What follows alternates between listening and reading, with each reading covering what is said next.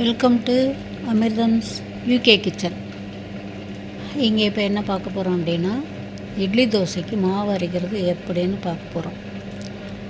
அது ஏன் அப்படின்னா, இங்கே இருக்கிற பிள்ளைங்களோட ஃப்ரெண்ட்ஸு நம்ம ஊர் இட்லி தோசைன்னா அவ்வளோ ஆசைப்பட்றாங்க.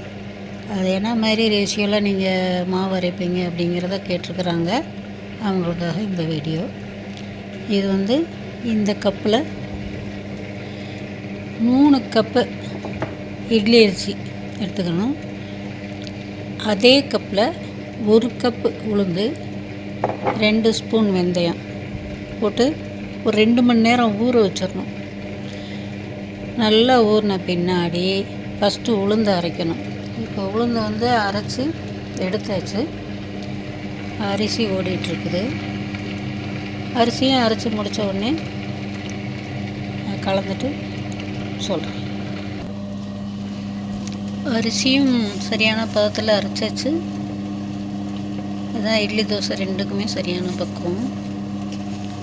இப்போ இதில் தேவையான உப்பு சேர்க்கணும்.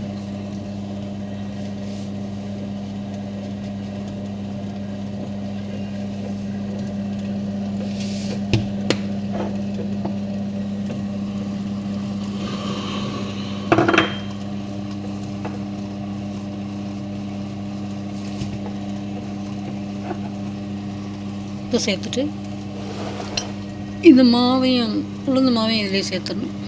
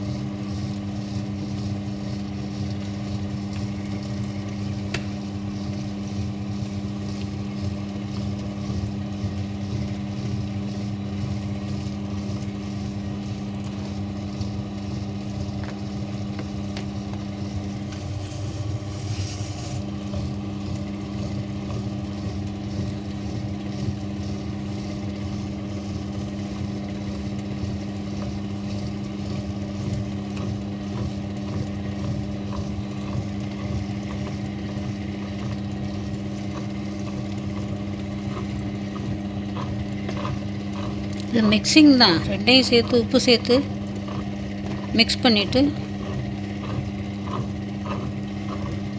அதுக்கப்புறம் பாத்திரத்தில் எல்லாம்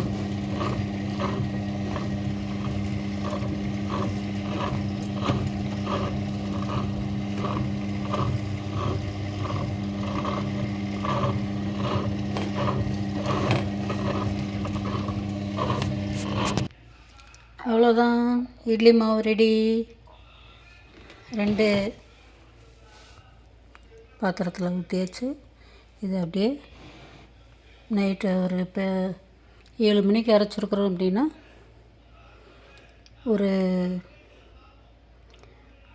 8 மணி நேரத்தில் புளிச்சிடும். காலையில் இட்லி ஊற்றினா சாஃப்டாக சுவையான இட்லி தோசை எல்லாமே இதில் பண்ணிக்கலாம்.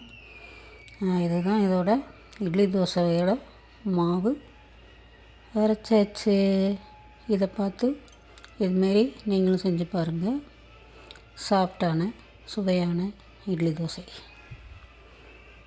தேங்க்யூ.